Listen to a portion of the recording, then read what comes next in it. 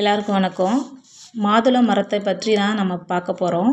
மாதுளம்பழம் சாப்பிடுவதனால நமக்கு நோய் எதிர்ப்பு சக்தி அதிகரிக்கும், இதய நோயை தடுக்கும், சரும பிரச்சனைகளுக்கு ஒரு தீர்வு தரும், ரத்தத்தில் உள்ள ஹீமோகுளோபின் அளவு அதிகரிக்கும்.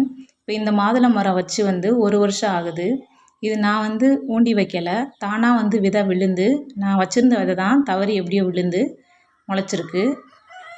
மற்ற விதைங்களை ஜாடியில் போட்டு நான் வளர வச்சுருந்தேன். ஆனால் அந்த ஜாடியில் முளைச்ச செடியை நான் மண்ணில் ஊண்டி வச்சிட்டேன். ஒரு குறிப்பிட்ட நாளுக்கு அப்புறம் அந்த செடியோட வளர்ச்சியும் இது தானாக விழுந்த ஒரு மாதுளை மரத்தோட வளர்ச்சியும் பாருங்கள். இது எவ்வளோ சைஸாக இருக்குது, பூ பூத்து காய் காய்ச்சிருச்சு.